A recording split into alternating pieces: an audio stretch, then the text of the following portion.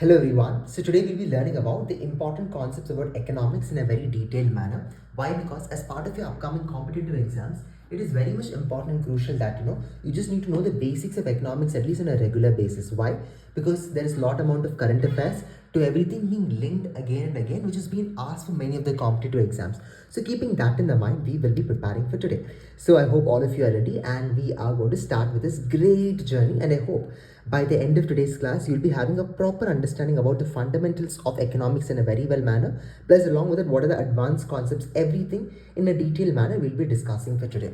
So starting with the first one is about convertibility of rupees. The first, I've just broken down into very easier concepts for you to understand first, okay?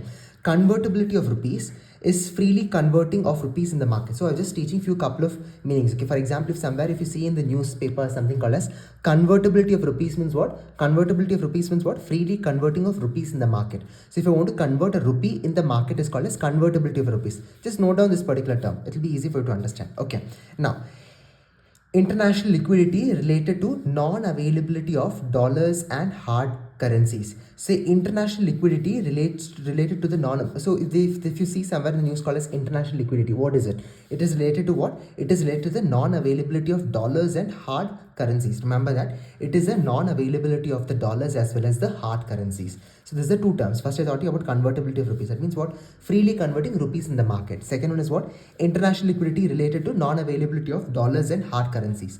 Third is what? RBI steps to stop slide of Indian rupees. So when Indian rupees is basically been what? When it is basically been stopping to slide apart. That basically means when the Indian rupees is not growing beyond a point of time, or when the value of Indian rupees is basically been depreciating. So what does RBI take as a step? First one is about curbing any more imports on non-essential items. Okay, non-essential items. That means that we will stop the import and we will start focusing on our export. So for example, more amount of import, if you do, what will happen?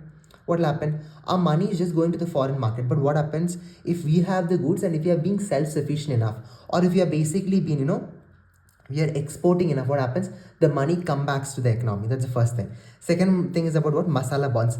Indian companies borrow from foreign investors. So even RBI encourages for masala bonds. For example, Indian companies borrow money from foreign investors. What happens when we're buying bonds from the foreign investors? What happens? Again, the money is basically being circulated in our economy, and when investors also invest in our country, the market value of the money also keeps on increasing.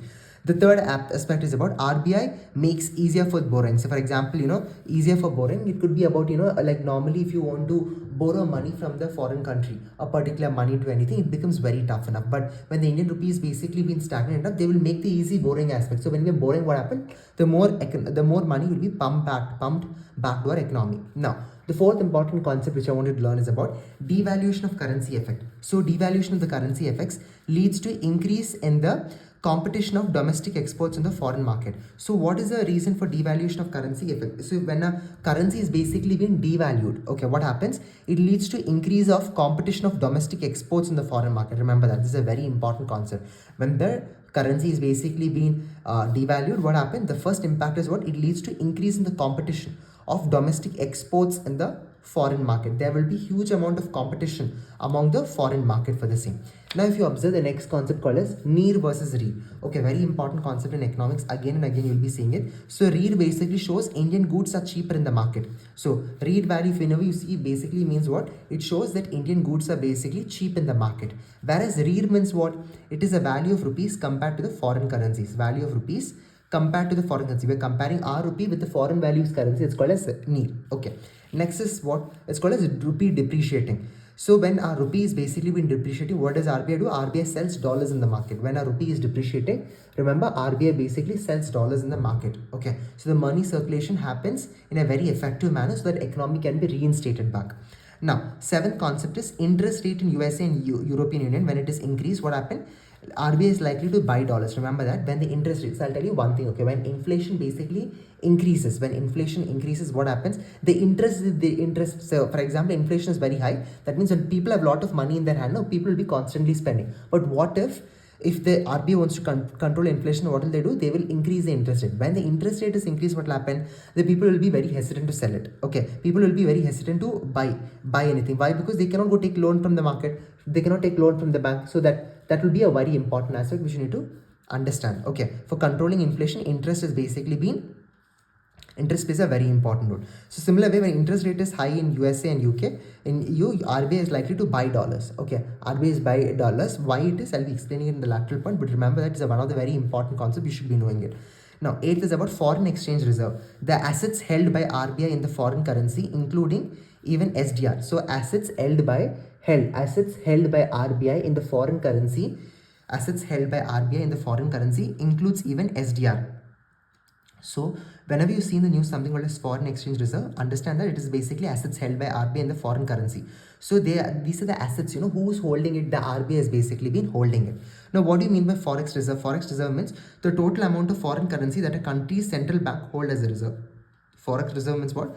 The total amount of foreign currency that a country's central bank hold as a reserve. So being a central bank, if I'm holding it as a reserve, then remember that total amount of foreign currency that a country's central bank hold as a reserve. For example, if our RBI is holding a particular kind of foreign currency, we require the currencies of dollars, everything, right? Because for example, international trade and all, sometimes we cannot use rupees, we require dollars. So what happens over here? Very simple aspect, the RBI basically holds this particular, they keep this money as a reserve, that's called as forex reserve. So next important concepts you observe now. When countries import more than exports.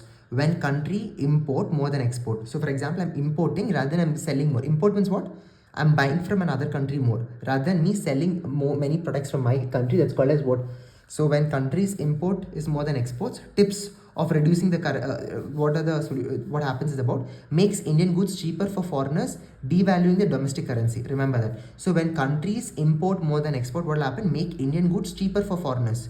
So what will happen over here when countries import more than export? What is the biggest ever important drawback is that it will devalue our domestic currency. How? By making Indian goods cheaper for the foreigners. Okay, it will become more Indian goods cheaper for the foreigners. So we need to create a state form of balance. And along with that, what are the tips for reducing the current account deficit? Okay, current account deficit. The second thing is RBI uses different policies to attract FDI and FII. Okay, so remember that tips for reducing the current account deficit is RBI uses different policies to attract foreign direct investment and foreign institutional investment. These are few important points which you need to know without fail. Okay. Now, in the 10th important aspect, I hope you can see my screen very well. Yes, that is about reducing the risk of currency crisis. So for reducing the risk of currency crisis, so for example, in our currencies, there's a huge amount of crisis. Okay, what are we supposed to do? So two important solutions about foreign currency earning of Indian IT sector. For example, when we are spending for the Wipro and Infosys and all, when we are collaborating with the IT sector and when we are doing our work, what happens? IT sector and all, the huge amount of revenue pumps back to our country. So the risk of currency crisis. So if we are actually having a foreign currency earning of like for example, our Indian company is then US, okay, or US, European and all. If there is an IT company, then money which they get, that one part will also come to India, right? So that is also a form of what we can reduce the risk of currency crisis, because that is also one form of pumping of the money back to our economy. Now, the second is about remittance from Indians abroad. For example, I'm staying in India, you are staying in Dubai, okay? So for example, from Dubai, you are Jobi money you're getting is sending to me because I'm your parents, okay? Like for example, I'm a parent or friend, whatever it is. So what happens when your remittance of Indian abroad, when you're sending that money to here, it will actually it will increase the money value for us also. So that is also one form of aspect which can be even calculated for GDP also. Just remember that.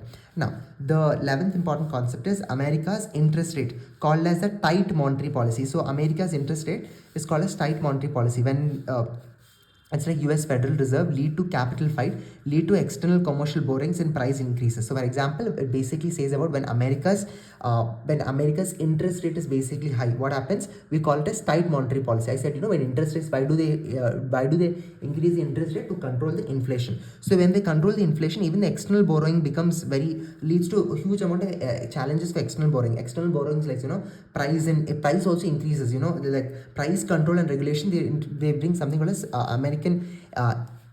when America's basically interest has basically been increasing, this tight monetary policies plays a very important role.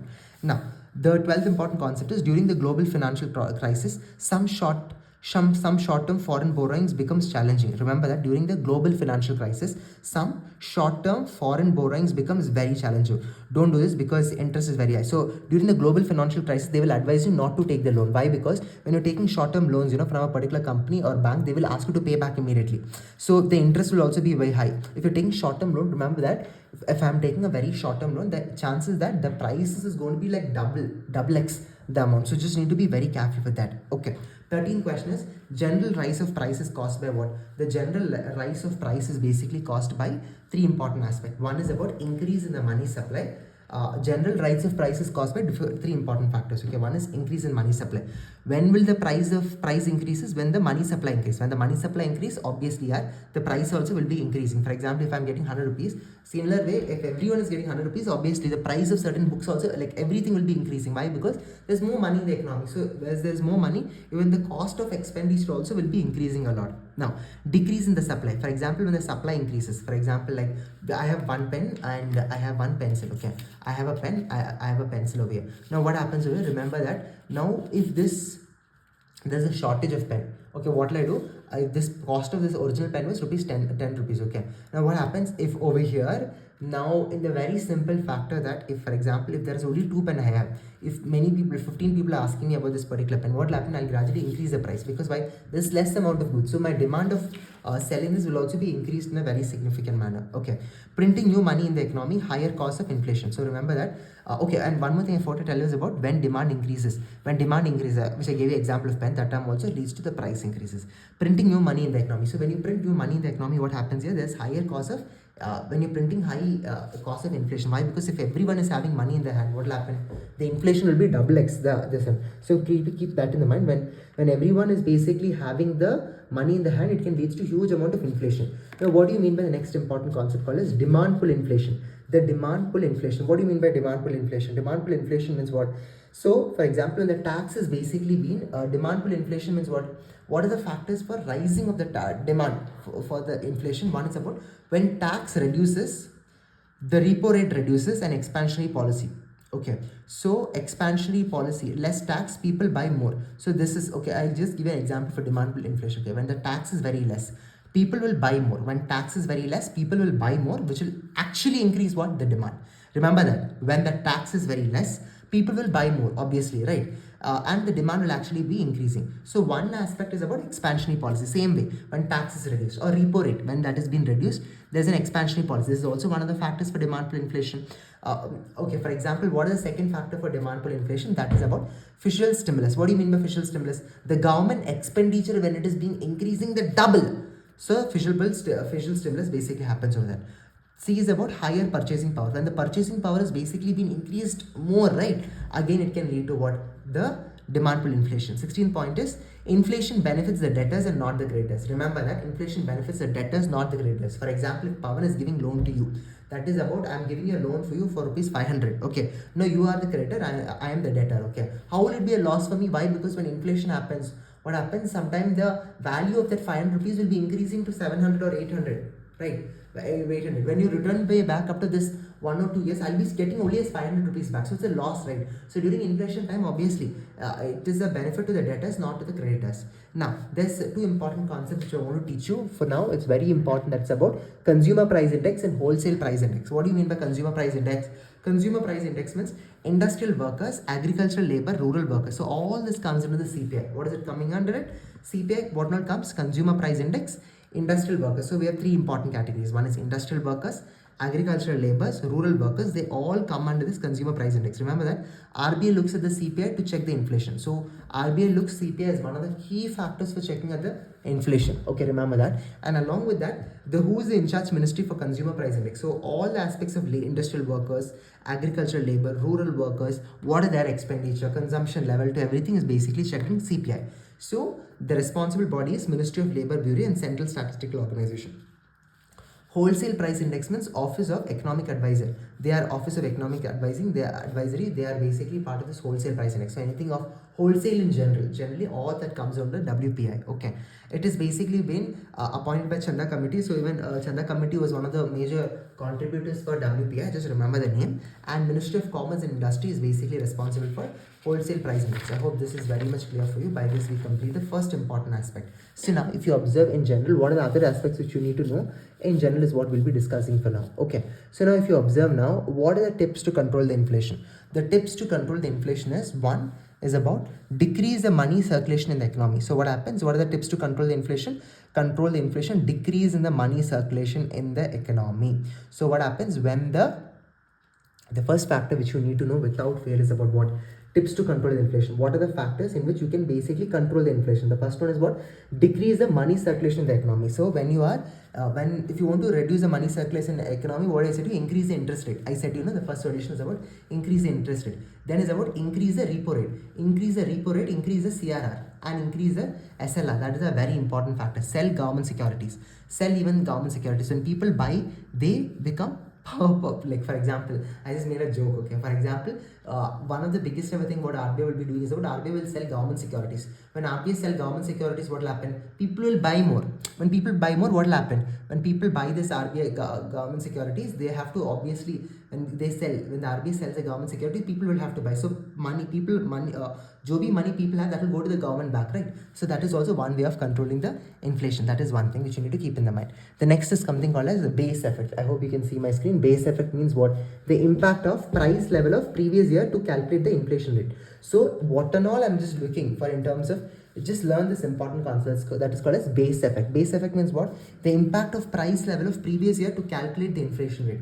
So the impact of price level of previous year to calculate the inflation rate. That means what? The impact of price level of the previous year to calculate the inflation rate. So there's something called as a base time period. Okay, for example, even for the tax GST in specific, they keep a base year. From that year, they stipulate and calculate for everything. जो भी aspect has been calculated till now, on that basis they collect the tax. Similarly, base effect is what? They keep a base year. Okay, impact of price level of a previous year to calculate the inflation rate. So you just keep this base year. I hope you know about this.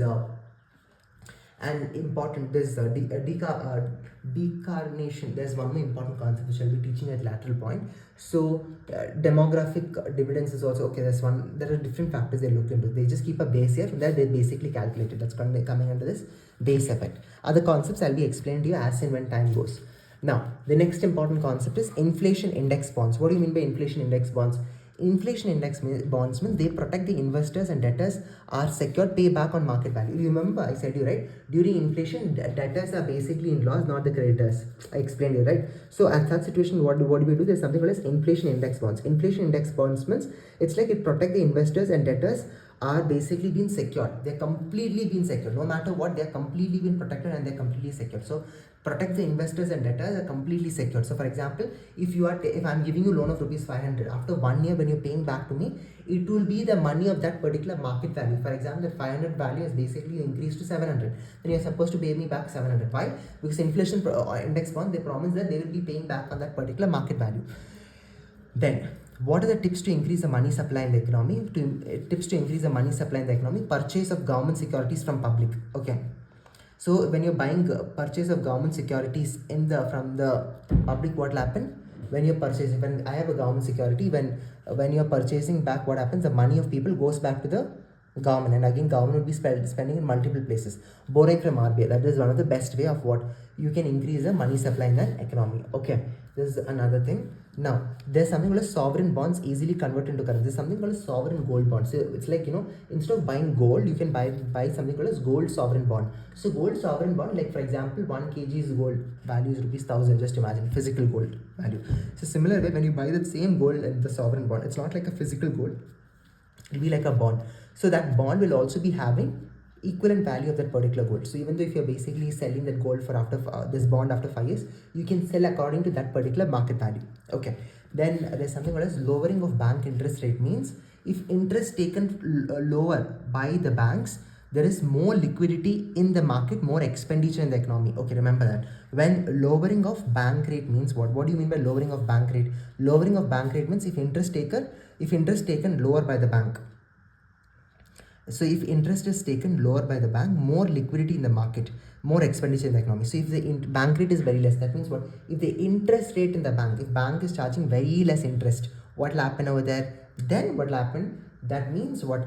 The bank will not be charging. For example, if RBI sets a bank rate very less, just imagine, okay, Pavan's bank, RBI setting bank rate is very less. So in such situations, what happens is about, I will keep even all the people who are taking loan from me, I'll also keeping very less interest. So people, jo bhi money they're getting, what they will do, they will come and spend in the economy, right? So again, the money will be pumped back to the economy. Okay, so this is one thing. Okay, when increasing bank rate means it leads to tight monetary policy. Monetary policy means what? Inflation. Okay, remember that. Now, next important concept which you need to know is about if RBI decides to adopt the expansionary policy. That means what, our inflation, this one, expansion one, then there will be then higher interest they will be charging. So that money will not be what circulated excessively in our economy. Okay. So marginal standing facility rate. So that means what, there's a concept called as marginal standing facility rate. Banks borrow money from RBI during emergency. Okay. But they have to pay borrow over overnight itself, but high expense you have to pay. So there's something called as marginal standing facility rate. The banks are borrowing from the RBI. Okay, banks are borrowing from an RBI, Reserve Bank of India. The banks are borrowing from the Reserve Bank of India, and the problem is about if they're borrowing and all, no problem. Okay, the bank borrowing from overnight, and so when, for example, certain banks are having shortage of money, they take it from RBI. So remember that very important aspect. The interest rate will be like the double. Remember that. And next, 25th concept, few couple of important economic terms which is very important for you to know is about open market operations, which basically means what, purchase and sale of government securities by RBI. So basically, all kind of, if you want to buy government security, if you want to sell government security, that all happens in open market operation. Okay, remember that because of sterilization, many foreign companies comes back money supply in the economy. So this is another concept. I just want to tell it in a few couple of things which came in the news recently is about, not in news, regularly when you read a newspaper, you'll be understanding that because of sterilization, many foreign company comes because money supply is very high. Okay, foreign companies comes back because money supply is very high. Remember that. So why do many foreign companies come back to India? Because of a sterilization basically means where there's a balance of our inflation in a very effective manner, in a very structured manner. So keep that in the mind while preparing for your exams. Now, few other concept is about repo rate. Okay, what do you mean by, there are three terms I'll be just teaching you now. There's something called as repo rate, reverse repo rate, and standing depository facility.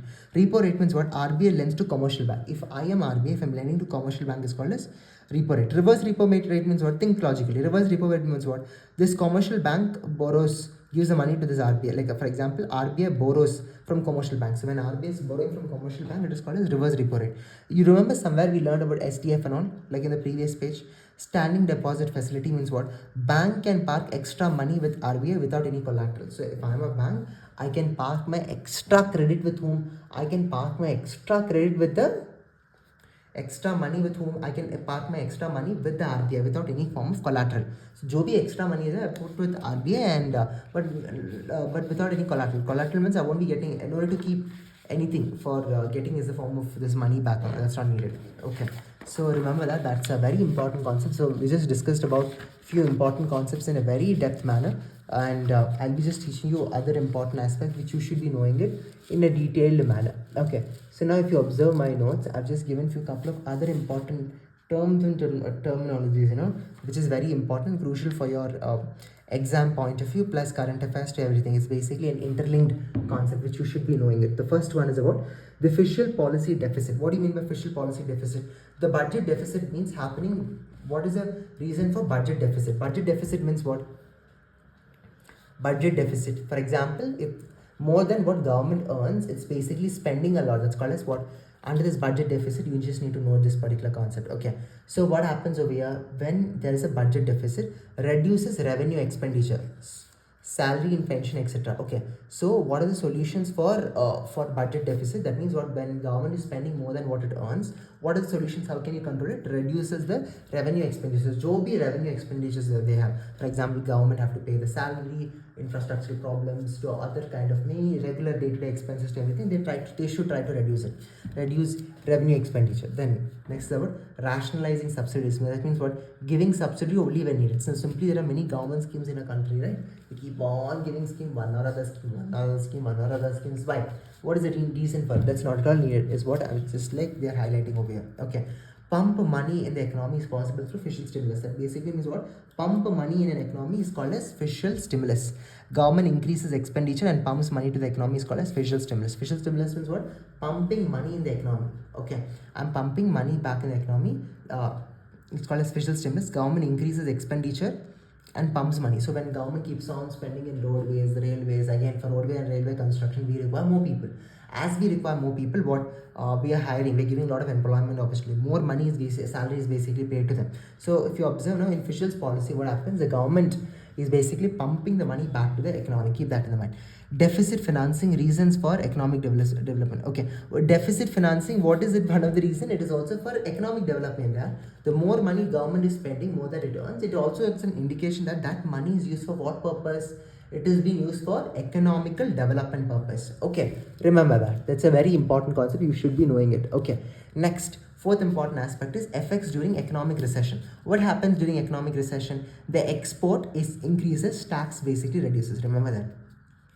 Effect during an economic recession. What happens during an economic recession? Our export will basically be increasing. Okay, our tax will basically be reducing. Okay, solution is RBI reduces the repo rate, means less tax. Remember that whenever there is less tax means what? When the RBI is reducing the repo rate. Effects during economic recession. So economic effects recession, biggest ever solution is what? Like what? You need to reduce the tax during economic recession time. Okay, if expenditure is also being increased, what will happen? The money will go back to the people. So that is also one such solutions. Okay, next important concept which I want to teach you under official stimulus is about under official policy is about commodity providing free to public means tax. For example, in Karnataka, we provide lot amount, the government provides free amount of electricity to everything, free electricity to what, not in some places free electricity, even for government buses, we do not pay itself, especially for women people. So obviously, where is that money going to come from? Okay, do you think government is all the ministers in their pocket money, they'll be spending it away? No, it is actually the people. It is the responsibility towards the people. The entire tax responsibility goes to whom? The tax paid by people more, that entire. So Joby, if anything government is giving for free, remember there's nothing called as free lunch, you have remembered, right? So that money needs to be paid back. That burden will go back to the this one, that's to the taxpayers. That's called as opportunity cost in general. Okay, now there's something called as, now you might be having a question, can government spend how much ever they want? No. So as per this FRBM, it's called as Fiscal Responsibility and Budget Management. FRBM very clearly says about few couple of things. That is about, law tells government manages money in a very respectful way. Like beyond 60%, it should not exceed. So if they ask somewhere in the exam which particular management authority basically says about government should not be spending beyond a particular period, then basically understand that the fiscal responsibility and budget management. Law tells government manage the money respective way. So that 60% should not be exceeding. It's basically come under this FRBM Act. Okay, 40% goes to the center, 20% comes to the state. Remember this very important aspect. 40% goes to the center, remaining 20% comes to the state. Now, what do you mean by this capital gain? Right?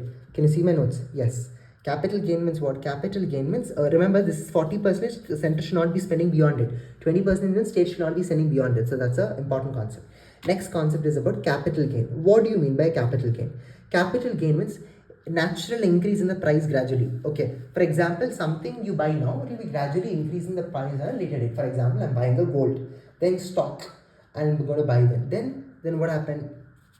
Real estate. So when I'm going to buy now, gradually over the period of time it can increase, right? That's called as capital gain. Remember, this is the important aspect about capital gain. You should be knowing what is a capital gain. Capital gain further divided into two kinds of category. One is short-term capital gain. One is other long-term capital gain. What do you mean by short-term capital gain? Short-term capital gain are those kind of capital gains where what? The short-term capital gains are those kind of capital gains when there is what? Think logically again. Short-term capital gains are those types of capital gains when there is when you're providing it's for short period, where long-term capital gain when you are getting this for a long time period. Long-term capital gain, that is for a long period, for example 15 years, 20 years, 30 years, it comes under this long-term capital gain. Remember this. Now there's something called as factors exempting from GST. Okay, what are the factors? So for example, one very important part of the question they can ask is about what are the reasons for exempting. Important factors for exempting from GST is about what? One is essential goods, agriculture produce adds in the news. So essential goods does not come under GST. Remember, essential goods does not come under GST. Agriculture produce does not come under GST, and ads in the newspaper they do not come under GST. Why? Because if they keep on tax for every even goods, agriculture produce and all, it will affect the people in general, right? So they will not be keeping this in the keep this in general. You just need to know about this. There's something called as double taxation avoidance agreement. Basically what happens here, for example, one company which will be in India, it also is basically in Mauritius. Okay, so it's part of the two companies. So for example, should that, like normally before, they used to pay tax for India as well as in Mauritius, two countries, because It's a two parallel based company, right, working in two different countries. So that same company working in two different places. Now what happened, this used to become many problem for many foreign what investors. So they were like, no, this should be controlled. So what happened over here, so there is like so you can pay tax on any one of the country. For example, if you're paying tax in India, then you'll not pay in Mauritius. Or if you're paying in Mauritius, you can pay in like you'll not pay in India. This is something which the government is basically bought. Okay, but then what happened? People are misusing this particular thing. Okay, so some people, they used to tell that, oh, even the company was in Mauritius and in India, they said that they already paid in Mauritius, they were not paying in India. But then many people are escaping from the tax. So in order to hold these people out, as a whole, there's something called double taxation avoidance agreement. That basically means about you will be taxed. At least you have to pay 15% of the global minimum tax. But this has been bought up by this bought principal purpose test. Okay, they bought this particular thing. They said that at least Indian government bought this important aspect, double taxation avoidance agreement. That means at least 50%, 15% of the tax you should be paying without pay. No matter what, you have to pay regarding it. This is a very important aspect. Okay, now next is about, I just will teach you about couple of important resources which you should be knowing it as part of economics. That is about RBI's Monetary Policy Committee. So what there's something as an RBI Monetary Policy Committee. They are also responsible in the preamble of this RBI. It's responsible about what they mentioned that they have been mentioned about that RBI should basically play an important role even for controlling inflation. So they can ask the exam, okay, which body is responsible for controlling even the inflation and everything? It's the RBI. So in RBI we even have this Monetary Policy Committee. Who and all is there? And that we have six members. 6 times they would meet. Okay, remember that 6 times they would meet. Who and all people are there? One is RBI governor is there, deputy governor is there, RBI board is there. Okay, responsible for controlling the inflation. Okay, responsible for controlling the inflation. Now there's something called 15th Finance Commission and 16th Finance Commission. Remember that in 15th. So you have each kind of finance commission every year. It basically comes again and again. And these commissions are responsible for incorporating new changes in our country as a whole. So that is what you must be knowing without fail. Okay. So first we have something called as 15th Finance Commission and 16th Finance Commission. So new aspect of finance regulation to everything, they keep on introducing one by one in our economy. So keeping that in the mind, there are a couple of concepts you should be knowing. The first one is about 15th Finance Commission says about 41% of tax collected will be shared with the state. So jo bhi tax you're collecting, for example, 100% from the people of the country as a whole, 41% of tax you need to give to the each state by state allocation. Okay, it depends for every state, but generally it's like 41% is the cut limit. Okay, now there's something called sector specified grant. So sector specified grant means 15th Finance Commission is telling, so you have to develop all the important minor sectors, for example, like health, education, agricultural reform, judiciary, etc. It's your duty to come and help them out in general. So that is how, so you have to provide sector specific grants. So, and also remember that all the grants in general, especially in the constitution mentioned, if you want to make any changes, it should not be like introduced in the Lok Sabha, Rajya Sabha. Only the president has the power to basically change the important, very crucial aspect about the change in the grant. So I hope this is very much clear for you. And the 16th Finance Commission, they also bought something called as provide disaster management relief. This is something newly they bought. Okay, disaster management relief. This is something not there before enough, but this will provide you like any kind of disaster happens. Like it's a form of a relief that will be covered up over here. So remember this is very important aspect. This is a question paper which I was just correcting from one of the students, okay, and just a couple of pointers I felt like in this paper was a little bit important for you to understand, because couple of keywords I had written it down. So somewhere discussing this one with you would be like something really helpful is what I thought. Okay, okay. So remember that I've just written a point. Market in agricultural products are regulated by APMC. So jo bhi agriculture products you see in the market, okay, it has been regulated by whom? It's been regulated by this APMC. Okay, Agriculture Pricing Marketing Committee. It's basically they responsible for handling all kind of things. For example, like jo bhi in the market in agriculture products, they are the regulatory body. APMC, the regulatory body for the agriculture products in the market area. Okay, that is something very important. No, you need to know. And Niger is a Rabi cough. Just learn it. In economics, a little bit of economy. Sometimes questions they do ask in general. So and sugarcane also comes in as this and very important aspect called as this we have a cabinet committee, so they looks into even the prices of the sugarcane to everything. Just note down that this is something very important for you to know. Okay, now for example there's something called as we have different kind of boards in our country. Okay, board means it's like a manufacturing, not only manufacturing, storing, warehousing, or it could be like an important body, because for example, if a particular product is seen excessive in our country, we try to set up a board for it. Okay, it's basically a very important board. So we have something called as no, the tea board is in Kolkata.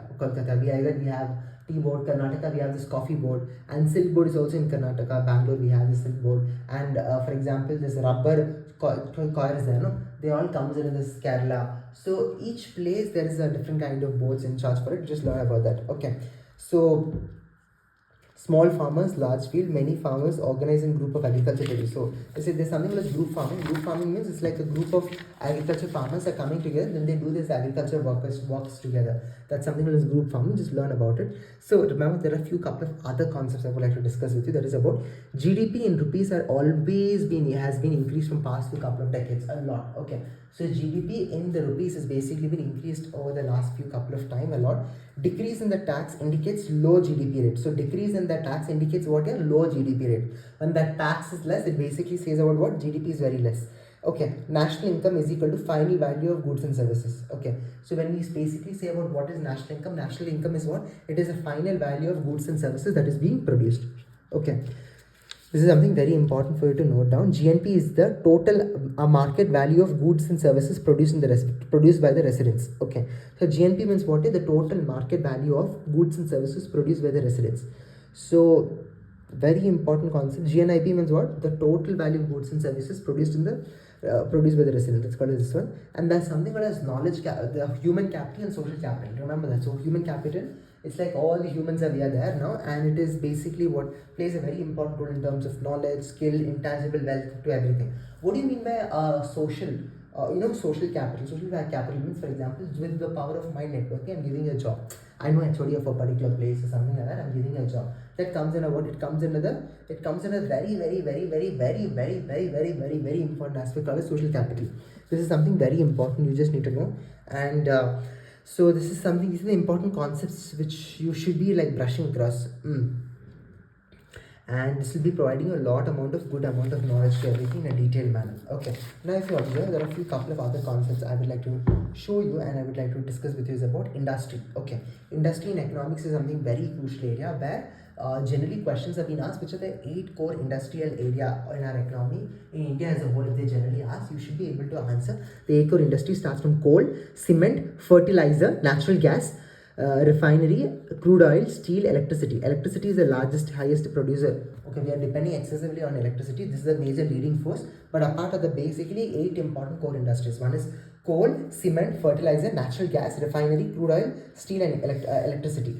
Next is about what here? Poverty level varies from state to state. Remember that poverty level is something which is being different from state to state, and marginal productivity of the labor is basically okay. What do you mean by disgust and unemployment is a very important term. You should be knowing it. Okay, it basically means about what? The marginal productivity of labor is very zero. So the marginal productivity of the labor is whenever it's zero, we tell this as disgust. Unemployment fixed. So we have two kinds of industrial unemployment in general. We have fixed term employment and then temperature work, not no notice period. So this is something very important. So we have, like for example, temporary you're a worker but no notice period is being provided over there. Something very important. All demand increases as the price of goods and services increases. So okay, and there's something called as Atal Innovation Mission. Okay, Atal Innovation Mission, to explore the aspect of entrepreneurship to everything, it comes into this Niti Aayog. We introduced this Atal Innovation Mission. Just go through it, read it once. It'll be really be helpful for you. Okay, so alright, so these are the important kind of aspects you just need to know. Like apart from this, like other areas would be about. Okay, so now continuing with the next important aspect is about banking digital tech. If you observe now, there are a few couple of questions about economics. They do ask about this banking digital tech. Okay, that's about few couple of areas. Like one more thing I want to highlight is about there's something called as free AI guideline. The further RBI has announced the establishment of a committee to create a framework and responsible and ethical enabling of artificial intelligence in the financial sector. So the RBI has initially passed it out. So something like banks, so under the leadership of Pushpak Bhattacharya committee, in terms of handling all kind of regulating aspect within the aspect of finance, in general. So RBI has played a very important crucial role, a very crucial role, and they have asked this RBI, the Reserve Bank of India, like they have asked this particular entities like famous organization holders along with private public partnership, like to bring an AI based guidelines on how to use AI in a very effective way in the financial sector. Plus, what are the risks associated for it? Right? Because ever since ChatGPT came, there was huge amount of tech problems being faced in our country. So, in order to comprehend and mitigate it, we have this particular aspect. So, just keep that in the mind. Very important. So, next is about what here we have. Which of the following is the most likely consequences of implementing unified payment interface? Unified payment interface means mobile wallet will not be necessarily for online payments. So remember that before we had this mobile wallet. Okay, like we had a lot of this mobile wallet in general. So if you want to do payment also, it could be done only through wallet in general. But then gradually we have now UPI to everything. But remember that before that 2017 time, this is something a very most important question they was asking again and again. That is about what the mobile wallets will not be necessarily for the online payment. Okay, that is something which was being discussed. Okay, so used to the money had changed. RBI had bought this UPI mechanism that most of you know, right? So now consider the following statements. The National Payment Corporation of India, NPCI, helps in promoting the financial inclusion in the country. So NPCI means what? Under this NPCI only this UPI has come into existence. Remember that under the NPCI itself, the UPI is basically come into existence. For example, like National Payment Corporation of India, they only have introduced this UPI system. Okay, and then NPCI has launched a RuPay, a card payment scheme also. So they have this card payment scheme. I think generally if you're doing a Google Pay person, if you're a Google Pay guy, then it'll be very easy for you and need not tell itself or either explain it. Okay, now if you observe, there are a few couple of concepts I would like to teach you now. Anyway, like there are some concepts I feel like I just need to zoom it out, or else if you guys are able to see, that will be great. Yes, I'll just read out certain concepts, but if you're not able to understand, koi baat nahi. Which one of the following links the all the ATMs in India? That is about National Payment Corporation of India. So what do you call the National Payment Corporation of India? They basically link all the important ATMs in our country. All the important ATMs in our country, it's basically been linked by them. These people are the one only who bought this UPI mechanism. Okay, so National Payment Corporation of India, that is something very important you need to know. And which one of the following is the merchant discount rate? Merchant discount rate means the charge of to a merchant by a bank for accepting the payments from the customers through the bank debit card. So for example, if I'm going to a mall, and if I'm buying something, so that financial aspect, I'm just doing a card, I'm using a card, right? I'm swiping in the card, that this one, it's basically been connected to the bank, from bank that the other person basically receives it. So it's simple aspect, that is a very important coming under this merchant discount rate, something very you need to know about it. And there is something called as BMAP. BMAP allows the users to transfer money to anyone with a UPI bank account. So that is something very important. You just need to know about it. And yeah, there's something called as National Corporation of India. Very important aspect. Just like do a little bit of your research about what is this NPCI. Maybe you can just take a screenshot of this particular page. I hope it's very clear for you. So it is basically for promoting banks, the 10 core promoter banks that are supposed for formation of NPCI, the State Bank of India, Punjab National Bank, Canara Bank, Bank of Baroda, Union Bank of India, ICICI Bank Limited, HDFC Bank, and Citibank NA is basically an important category, comes under this respective area. So just please do note about this. It will be very helpful for you. And yeah, this covers the important aspect of this bankings in general. So this is one more thing which I left to basically tell it out, that like how much factor of authentication do we have in general. For example, when you have this chip in debit card if you have in your hand, no, so debit card, how much you have to enter you must be having. So there are two kinds of factor of authentication is like generally two kind of process you have. One is about what having credit number, you need to enter it, and then you have to enter your pin number. So this is the very important for your debit card mechanism, two-factor authentication. Similarly for UPI also, you have this mobile phone as well as UPI pin. That is what you need to do for this. Another first important category. You should be having a mobile phone, then a UPI pin. And also, what is the code for a UPI? If you do Google Pay and all, it's basically the four code digits. This is a very important thing for the UPI payment to everything. Just remember this, and this will be something very important, crucial for you to learn about, especially the National Payment Corporation of India, which is part of the exams in general. Most of the important competitive exams, again and again, they are asking it. Please do learn it. It will be really helpful for you. So wish you all the best. Good luck. But there are last important concepts I wanted to discuss with you before I end this particular video. So it will be like a wholesome understanding for all of you guys in a very detailed and in a very depth manner. Now, I'll be teaching you now. This box is very important concept. You should be knowing it without fail. very important concepts which has been discussed over here. The first one is about what? One is about budget account. If you observe now, we have two kinds of account. One is revenue account we have, then we have a capital account. Okay, we have a revenue account, then we have a capital account. What do you mean by revenue account? Revenue account is further divided into revenue receipts and revenue expenditure. Revenue receipts and revenue expenditure. Tax receipts and non-tax receipts. What do you mean by tax receipts? Our income tax comes over there, corporation tax comes over, wealth tax. So jo bhi tax we are paying, it comes under this what? Tax receipts. What do you mean by this non-tax receipts? Non-tax receipts, all these things comes like, for example, profits and dividends, interest received, mint income, central services, fees, penalties and fines. See, fees, penalties and fines. So jo bhi you are paying penalty, for example, traffic light, you're being crossed a traffic light or something without this one, or if you're in the wrong way, now you're paying a penalty. So all that money comes over here. Okay, non-tax receipts, that is profits and dividends, interest received, mint income, general services, fees, penalties, fines, gifts and grants. That's called as what? Non-tax receipts. So tax receipts means what? Income tax, corporate and wealth tax. Non-tax means what? It comes in a profits and dividends, interest received, mint income, general services, fees, penalty, fines, and this one, grants. Now, what do you mean by revenue expenditure? For example, jo bhi expenditure on the day-to-day aspect which happens. For example, salaries we have, pensions we have, and then subsidies we have, transfer payment we have, defense expenditure we have, law and order expenditure we have, expenditure on social sector we have, grants given by the states. That and all comes under what? Revenue expenditure in general. Very important aspect, you should be knowing it without fail. Now we have this capital account, two kinds of account we have. One is capital receipt we have, and then we have something called as capital expenditure. What do you mean by capital receipt and capital expenditure? Very simple, very easy thing. You should be knowing without fail. That is about in capital expenditure, capital receipts is about what? It is one of the most important aspect, you should be knowing it. In capital receipt, it's for recovering of loans. For example, I've given loan to Sri Lanka. India has given loan to Sri Lanka. When you're getting that money back, recovery of loan comes in a capital receipts. Borrowing, for example, if India require money from IMF, that borrowing comes over here. Capital receipts.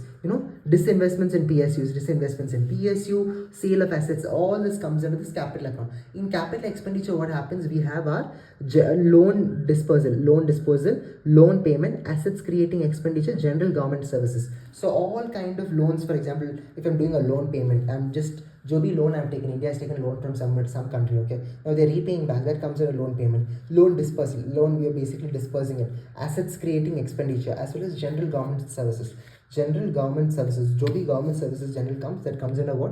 It comes under this important category of this general capital expenditure. Keep that also in your mind while preparing for it. It's a very important area you should be focused. I'll teach you a little bit about financial market now. Few important concepts about this, few important terms and terminologies which has been asked in this competitive exams again and again from different competitive exams, so that like this is basically a combination not only just from CPSC or something like that, but multiple competitive exams have just clubbed it, so that particular concept is what I'm just discussing with you. Okay, now if you observe, what does the venture capital mean? So a venture capital means what? It's a long-term startup capital. Remember that it's a long-term startup capital. For example, we have this angel investors.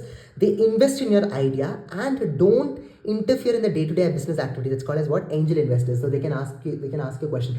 Who are these angel investors? If they ask you, for example, you have a startup idea, and these angel investors, they give you the money for you to start this particular company to everything. Whereas in venture capitalists, they interfere with the day-to-day activities of the business. Okay, it's like a long-term startup capital provided to the new entrepreneurs. Keep that in the mind. Now, next one is about which of the following is issued by a registered foreign portfolio investors to overseas investor who want to be part of the Indian stock market without registering themselves. So there are many people who want to be part of Indian stock market, but they don't want to register their name in the Indian stock market. That comes under what? Our promissory note. Our important promissory note comes under it. So who comes under it? That's basically actually our important promissory notes comes under it. Remember that. That's again and again, you should be knowing it without fail. Okay. Now the next important aspect is consider the following markets. How many of the above are included in the capital markets? How many of the above are included in the capital markets? One is about government bond market, and second one is called as stock market. Very important area, you should be knowing it without fail. One is about what? Government bond market, and second one comes the stock market in general. They comes under what? They are the included in the capital markets. Okay, in our capital market, two important people. So for example, this is like this under capital market, call money market and treasury bill market won't be coming. Why? Call money market is for only one day. Whenever you require loan for one day, they will give this call money market. Okay, and in the treasury bill market, what happens? It's basically been issued for 91 days, 182 days, 364 days, the very short term. Whereas the government bond market and stock market, they come under this capital market. Remember it. Okay, just if you're able to Google it also parallelly, if you have any doubt, that also would be a great thing. But as I'm giving you these important topics, it will be really helpful for your exam perspectives to everything. All right. So now in the context of finance, the term beta, it refers to, so we have something called as alpha and beta in general. Okay, so it's a numerical expression that measures the fluctuations of the stock market. So when the fluctuations of the stock market, if you observe, is something called as beta mechanism. Okay, so like company stocks performance are basically being monitored by two mechanisms. One is alpha, second one is beta. Alpha, beta. Alpha is for recording the stock performance. Okay, beta is for checking the fluctuations of the stock market. Okay, that you will be able to recognize it here very clearly. Now, if you observe, we have just given the details about alpha and beta over here itself. You can take an overlook, a deep overlook now. I hope the notes is visible. Yes.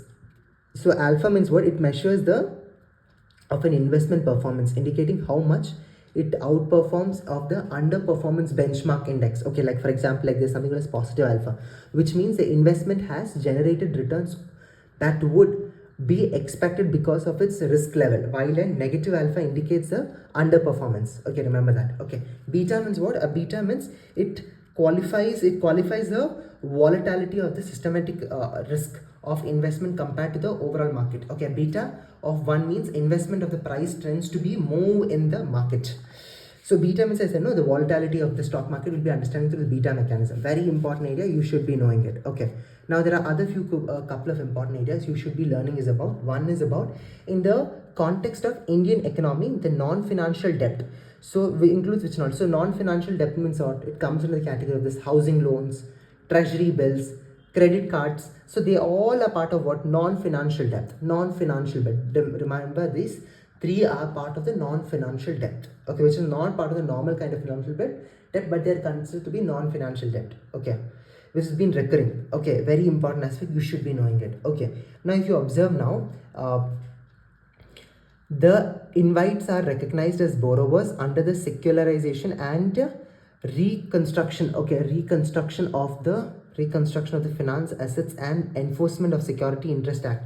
One will okay, so just few couple of things you just need to know is about, like I'll just tell a few couple of pointers. One, learn about this mutual funds.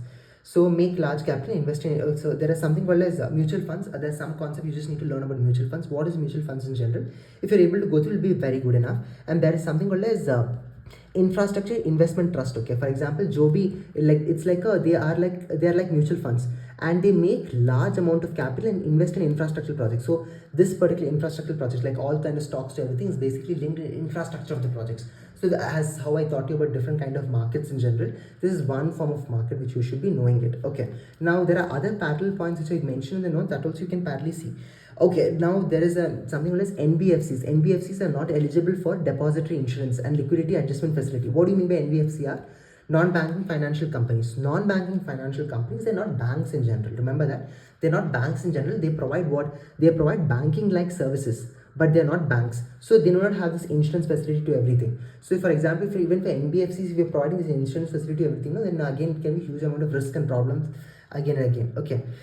So there's something called as financial instruments. So this is very important questions, like very simple questions, like which are the financial instruments if they ask. It's one is exchange traded funds and currency swap. These are the exchange. This is the important kind of financial currencies in general. Okay, now there are a few couple of other concepts I would like to discuss with you. One is about, please to go through and learn about few couple of important aspects, like so under the National Investment and Infrastructure Fund, we have, who is the part of it? National Investment and Infrastructure Fund. We have our important body. Who is the important body to everything? I just wanted to comes under this Sovereign Wealth Fund. Okay, NIIF, they come under this Sovereign Wealth Fund. Just remember, just learn about this. Is your small homework. Let me know how do you, what are you understanding from this respective topics to everything. Okay, and also a few couple of areas if I want you to highlight would be about, one is about learn about the why do we have this important concept of sovereign gold bond. I already explained to you what is a sovereign gold bond. Just go through it. Just read about it a little bit, because I said, instead of buying physical gold, you're using what, like, to bring the ideal gold lying within Indian household into the economy. Okay, very simple aspect, which I feel like you should be knowing it. And to reduce the India's dependence on gold imports to anything. Yeah, this is a very important aspect. So in order to depend, rather than depending on India's gold, so what we're doing, we are issuing the gold bonds and we're purchasing it. The Reserve Bank of India manages the the treasury bills are issued by the government of India, and there are no treasury bills issued by the state governments. Remember that the treasury bills have always been issued by the government of India, and state government do not issue this particular thing. And there's something called as I hope you can see my screen. Yes, under the Indian government bond yield. Okay, Indian government bond yield. What are they? They're the actions of United States Federal State Reserve, actions for Reserve Bank of India, institution and short-term interest rate. They provide institution and short-term interest rate. Who are they? They provide this government bond yields. Very important area. And also learn about the retail investments through demat account can invest in treasury bills and government of India bonds in primary market. So through demat account, yeah, you can actually do the payment for treasury bills as well as the government of India debt bonds. And in the negotiated dealing system, order matching of the government security trading platform for the Reserve Bank of India. So जो भी other matchings have been coming from the government to the negotiating dealing systems, all basically been dealt over here.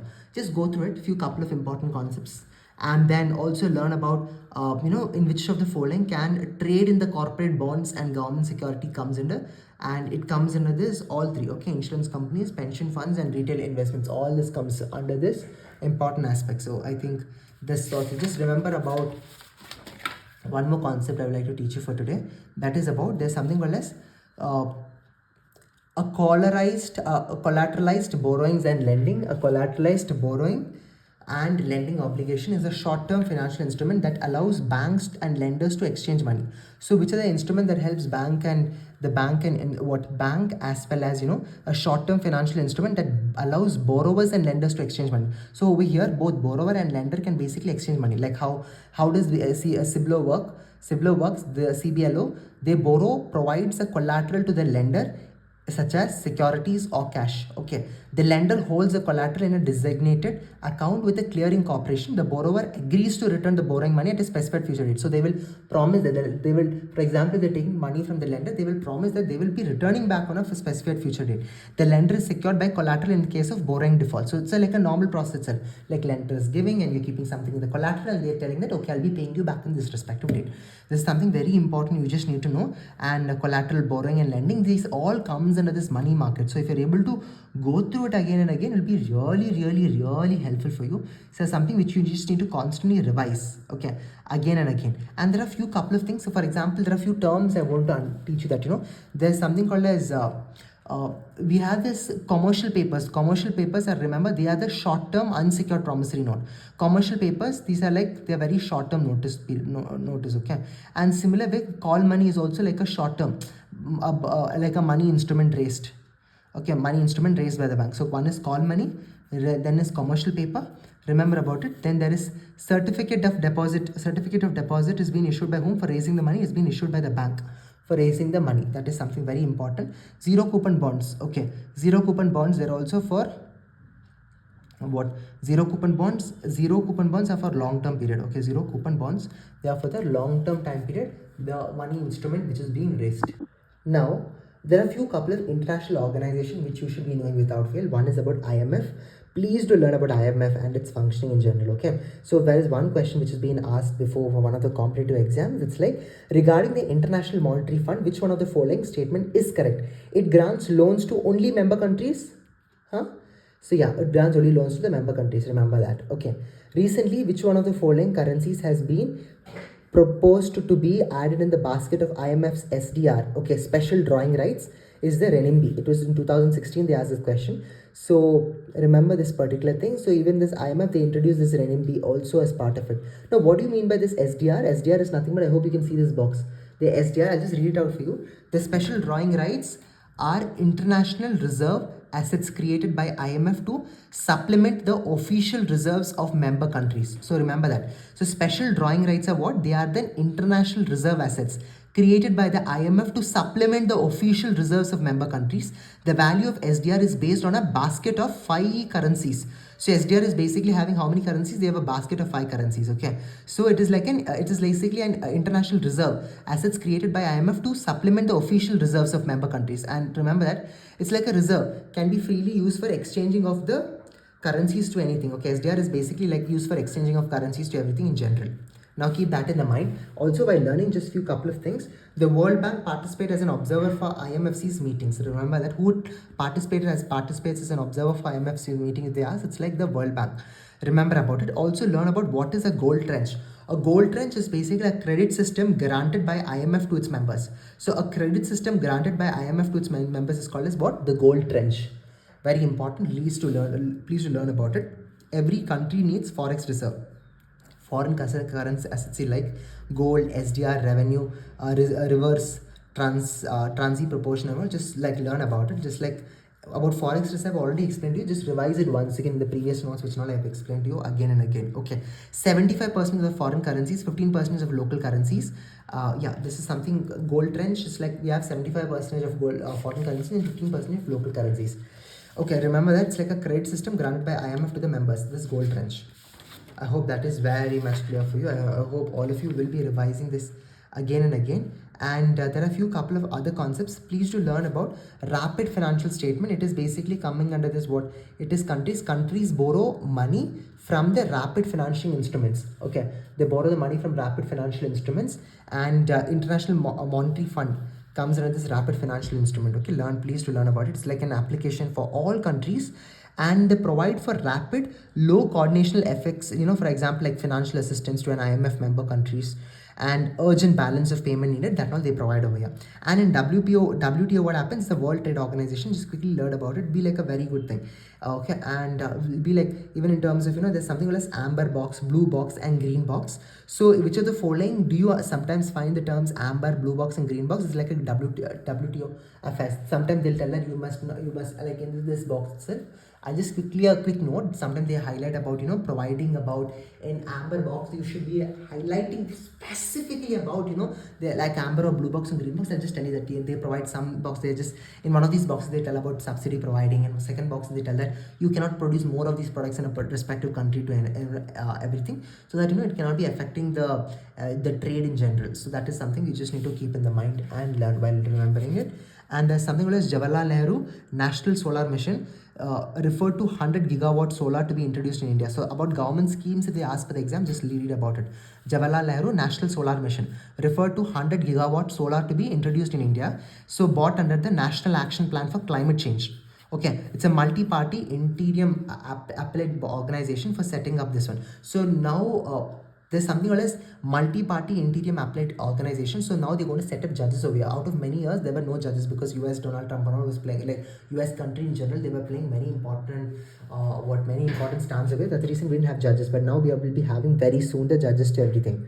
Okay, and also learn about this something called as TRIMS, trade-related investment measures. So like you are treating your companies, people treat the same. So like how you're treating your country. Similarly, the other countries will treat it the same. For example, in one country, I'm in India, I'm putting huge amount of tax to US. Then obviously what will happen then I will also be getting the tax back excessive to our country back. That's called a TRIMS mechanism that you just need to look through it.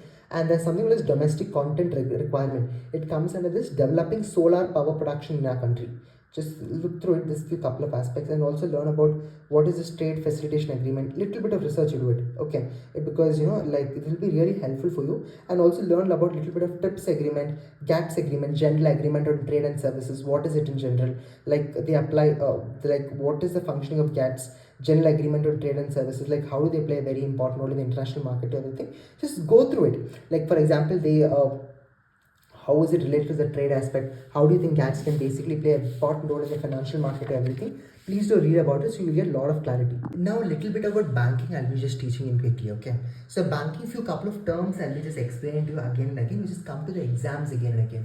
So if you're able to go through these concepts again and again, it will be really helpful for you. Please do write it down somewhere, okay? So first is about microfinance. What do you mean by microfinance? They provide loan they provide loan in small amount less than 3 lakhs per annum. So whenever they're providing a loan in small, especially purchase with less than 3 lakhs per annum, it's considered to be in microfinance. Okay, there's something called as prime lending and subprime lending. What do you mean by prime lending? Looking at the eligibility and giving the loans. For example, I look at your eligibility, whether are you in a particular state of, are you in a particular state of repaying back the loan, everything. I look into it, then only basically I'll give the loan. It's called as prime lending. Subprime lending means what? To encourage more people to take the loan, they are something called as teaser loan. Teaser loan means without checking much eligibility, they will give off the loan, okay? In order to encourage more people to take the loan. But sometimes if they don't check the eligibility and if you give the loan, no, if they don't repay back, there will be huge amount of problems. So this is one of the biggest challenge, okay? Prime lending means you're checking the eligibility and giving the loan. Subprime lending means you're like in order to encourage people to take more loans and providing the subprime lending. So sometimes it can lead huge amount of problems to everything in a very detailed manner. Please to know about it again and again. Okay, alright. So now there are a few couple of other things I would like to just explain to you over here, which is like, I hope you can see my notes. Yes. Alright. So now consider the liquid assets. Oh wait, before that, there's something called as priority sector lending. Okay, so all the banks, they have to provide, there's something called as priority. There's something called as what? A priority sector lending. Okay, priority sector lending means they give priority for these people by providing the loan to everything. Okay, one is agriculture sector, second is micro and small enterprises, weaker section. So all these three people, they get the huge amount of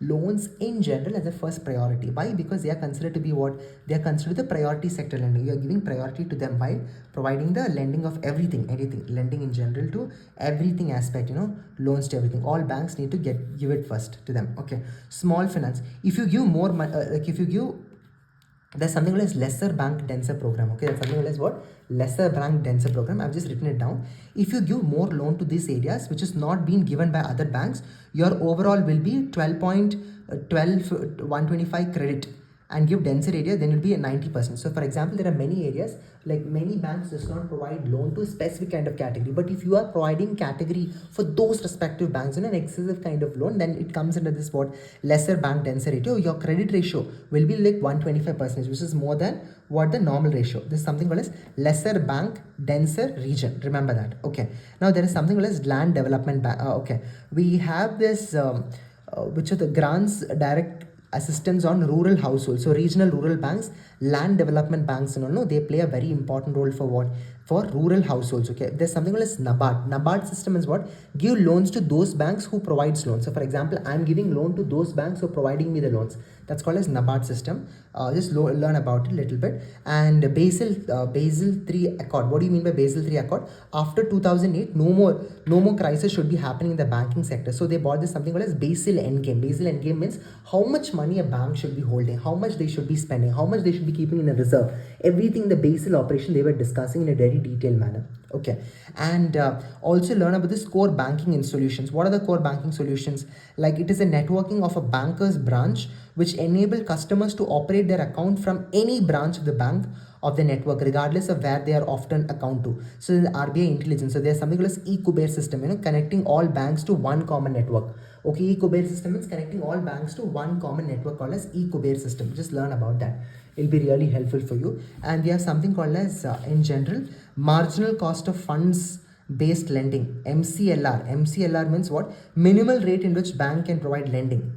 Minimal rate in which bank can provide lending is called as what? Minimal rate in which bank can lending is called as MCR lending. Okay, these are the guidelines helps to ensure availability of bank credit. Okay, bank credit to the interest rates and which are fair to the borrowers as well as banks. Okay, which of the following is not included in the assets of a commercial bank in India? That is the deposits is not considered to be an asset to the bank. Why?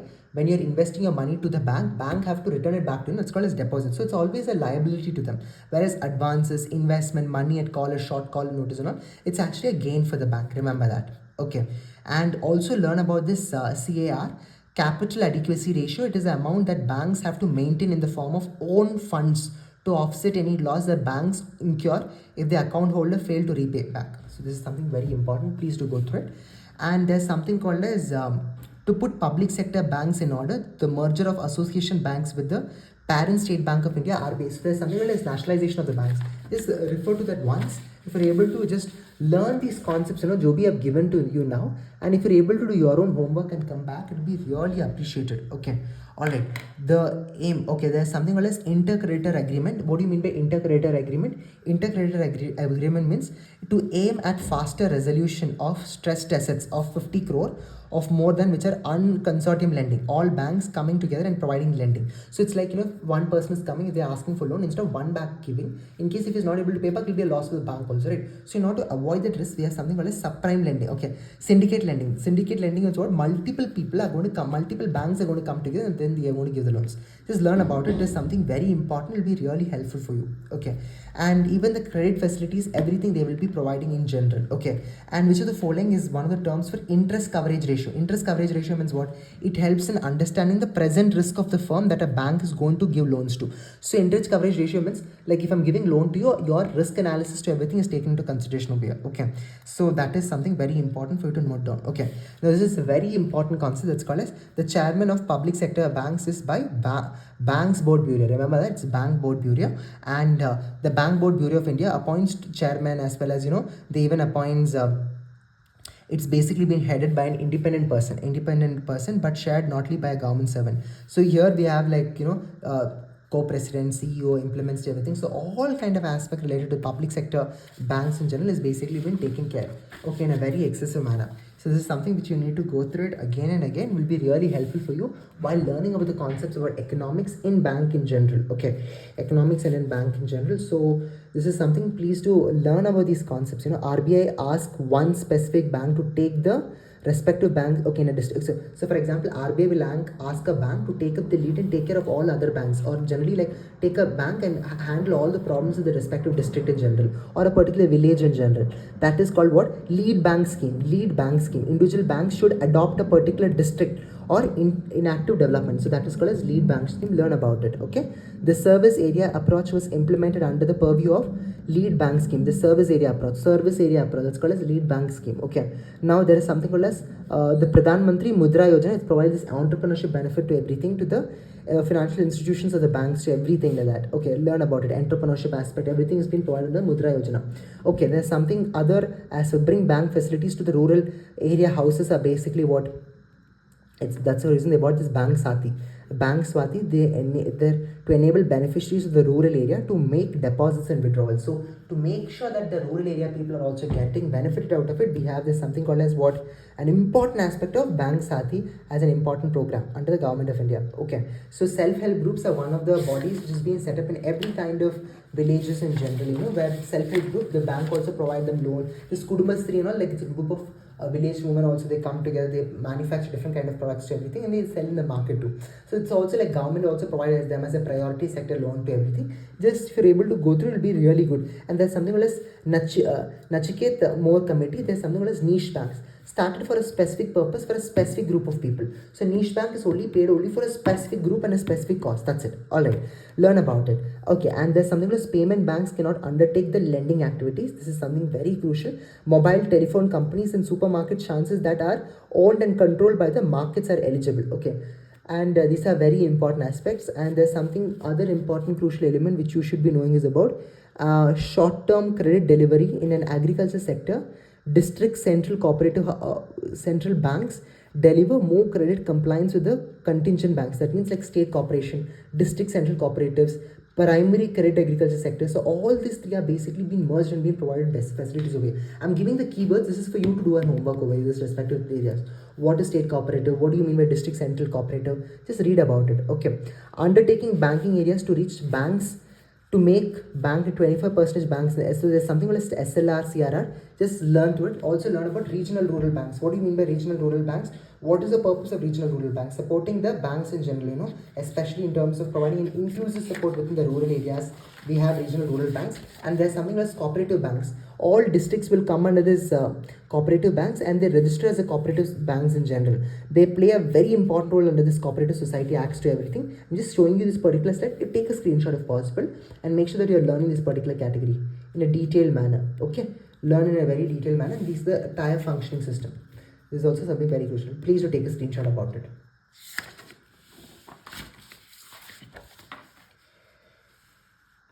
Okay, now if you observe, in terms of the economy, the visit of foreign nationals to witness uh, the Commonwealth Games. Okay, so I'll just tell you directly. Okay, we'll be learning now about a little bit of external sectors in general. Not that important. Few couple of areas. If I basically explain, all imports and exports or transaction of a country during a given period of a normal year is called as what? It's called balance of payment. So, जो भी import and export of the transports of a country during a given period is called as what?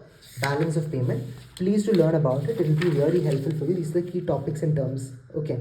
And there's something called as foreign loans. There's something called as portfolio investment. Portfolio investment, foreign loans, capital account, foreign loans, portfolio investments. These are very important concepts. Please to learn it. And if you observe this generally in the news, there are a couple of other topics also discussed.